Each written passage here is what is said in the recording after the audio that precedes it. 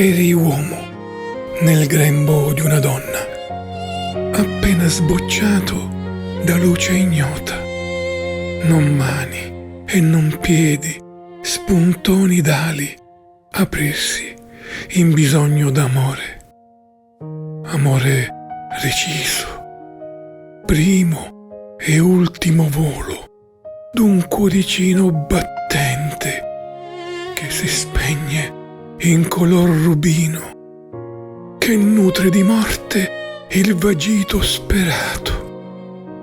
Oh, amor di figlio, che mai ti vidi e che mai ti sentii, adesso che vai in me ti sento come piuma di quelle tue ali che mai videro incanto e nessun paradiso in grembo materno. Or tu resti inciso nel mio paterno d'amore per te, che eri uomo nel grembo di una donna.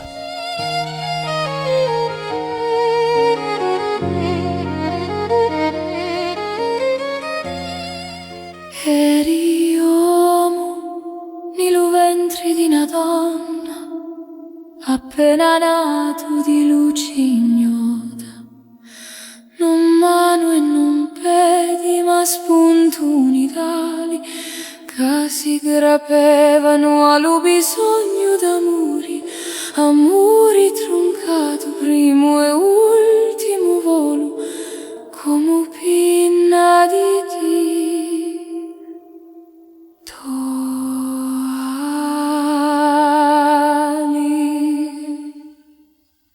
che mai visti rubir canto e nudo paradiso ni ventri materno. Ora tu resti intagliato un lume paterno d'amori pittia. Che eri uomo nel ventre di una donna, curuzzo battenti che s'astutano in colori rubino e canutrica di morti lo chianto disiato, amori di figlio che mai ti visti e che mai ti senti. Ora che ti va in mia ti sento come pinna di ti.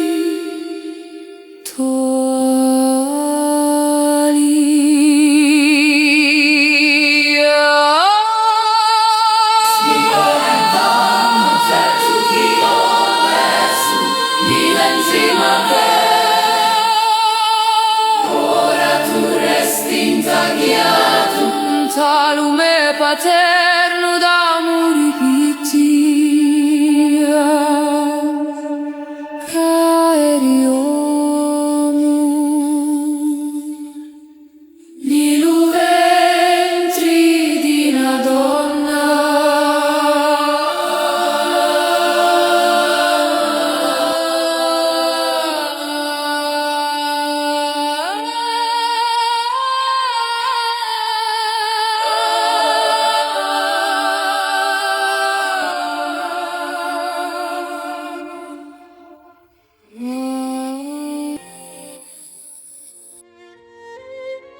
Nel silenzio profondo di una vita che germoglia senza clamore, c'è un battito che mai si spegne, anche quando nasce da ombre di dolore. Una vita non può essere semplicemente cancellata, come se fosse un fiore reciso prima di sbocciare.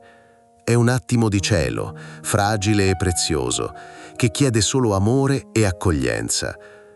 Anche quando la violenza ha segnato il principio, questa scintilla merita cura e rispetto. Meglio allora offrire al mondo quella piccola creatura, affidandola a mani compassionevoli e ospedali dove la speranza può ancora fiorire, piuttosto che abolirla nel grembo, sfuggendo al richiamo del cuore. È una scelta che parla di misericordia, di un amore che si rinnova nella rinuncia alla distruzione. Comprendere le ragioni profonde del dolore femminile, così come le lotte di libertà e autodeterminazione, è parte del cammino verso un dialogo umano e sensibile. E in questo cammino il valore della vita rimane un tema troppo sacro per essere ridotto a mera polemica. Questi pensieri esprimono con delicatezza e poesia il valore della vita nascente, senza negare la complessità della discussione sul corpo e la libertà delle donne, rispettando il confronto con il femminismo che lotta per il diritto alla scelta.